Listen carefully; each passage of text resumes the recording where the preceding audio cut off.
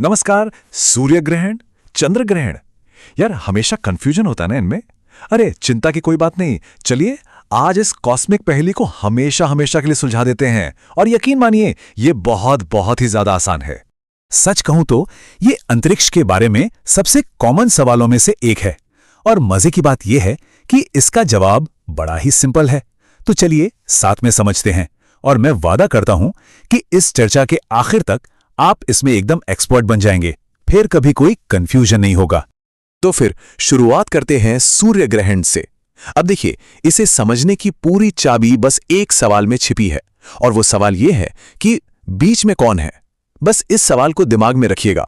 और इसका जवाब है हमारा चांद। जी हां, सूर्य ग्रहण का हीरो या कह लें विलन चांद ही है। यह सीधा सीधा सूरज और पृथ्वी के बीच में आ जाता है, मानो जैसे किसी ने आसमान में एक बहुत बड़ा स्टॉप का साइन लगा दिया हो, जो सूरज का रास्ता ही ब्लॉक कर देता है। तो सीधी सीधी बात है, जब चांद बीच में आता है तो उसकी परछाई हमारी पृथ्वी पर पड़ती है और सूरज हमारी आंखों से गायब हो जाता है। और हां, एक बहुत जरूरी बात, ऐसा सिर्फ और सिर्फ अमावस्या के दिन ही हो सकता है। ये एक पक्का नियम है।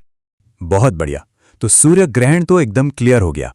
चलिए अब सिक्के का दूसरा पहलू देखते हैं और बात करते हैं चंद्र ग्रहण की। यहां कहानी पूरी तरह पलट जाती है। इस बार सीन में कौन आता है? हमारी अपनी पृथ्वी। जी हां, इस बार हमारी धरती ही हीरो है। कहानी में ट्विस्ट यह है कि पृथ्वी सूरज और चांद के ठीक बीच में आ जाती है और अपनी बड़ी सी परछाई सीधा चांद पर डाल देती है। तो इसका मतलब क्या हुआ? चंद्र ग्रहण में हम असल में अपने ही घर यानी पृथ्वी की परछाई को चांद को ढकते हुए देखते हैं, और यही वजह है कि वो हमें अक्सर लाल रंग का दिखाई देता है। और हां, ये भी याद रखिए, ऐसा सिर्फ पूर्णिमा की रात को ही हो सकता है, क्योंकि तभी तो चांद पृथ्वी के ठीक पीछे होता है। चलिए, तो अब थ्योरी तो समझ आ गई। अब वक्त है उस मैजिक ट्रिक का जो इसे हमेशा के लिए आपके दिमाग में फिट कर देगी। सच में इसके बाद सब कुछ बच्चों का खेल लगेगा। तो तैयार हैं सीक्रेट के लिए? अब जरा ध्यान से देखिए, क्योंकि सारा खेल बस यही है। पूरी कहानी सिर्फ 3 अक्षरों में छिपी है, SME और SEM। यहां S का मतलब है सन यानी सूरज, M का मतलब है मून यानी हमारा चांद, और E का मतलब है अर्थ यानी पृथ्वी। और असली राज है बीच वाले अक्षर में।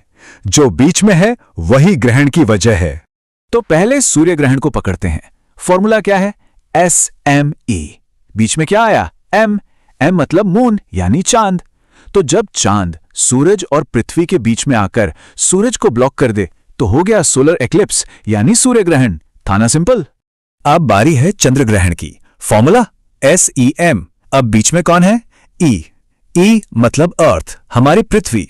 तो जब पृथ्वी सूरज और चांद के बीच में आकर चांद पर अपनी परछाई डालती है तो उसे कहते हैं लूनर एक्लिप्स यानी चंद्र ग्रहण। बस हो गया, इतना ही तो है।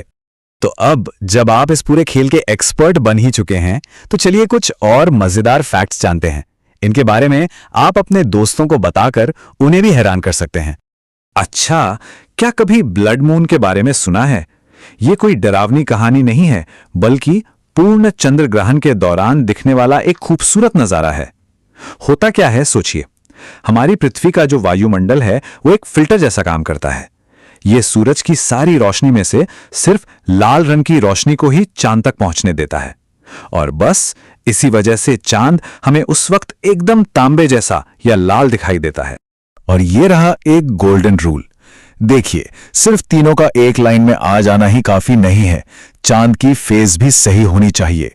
सीधी सी बात है, सूर्य ग्रहण के लिए चांद को सूरज के सामने आना होगा, और ऐसा सिर्फ अमावस्या को होता है। और चंद्र ग्रहण के लिए चांद को पृथ्वी के पीछे छिपना होगा, और ऐसा सिर्फ पूर्णिमा को होता है। ये नियम कभी नहीं बदलता। तो अगर पूरी कहानी को बस एक लाइन में समेटना हो तो वो ये है, सूर्य ग्रहण में चांद विलन बनता है और सूर्य को छिपा लेता है, और चंद्र ग्रहण में पृथ्वी बीच में आकर चांद पर अपनी परछाई डाल देती है। और एक छोटी सी टिप, ग्रहण का नाम ही देख लीजिए, सूर्य ग्रहण मतलब सूरज पर ग्रहण, चंद्र ग्रहण मतलब चांद पर ग्रहण। सिंपल। और अब जाते जाते एक मजेदार सवाल छोड़कर जा रहा हूं। जरा सोचिए, अगर हर पूर्णिमा को पृथ्वी, सूरज और चांद के बीच होती है, तो फिर हर महीने चंद्रग्रहण क्यों नहीं होता? है ना सोचने वाली बात।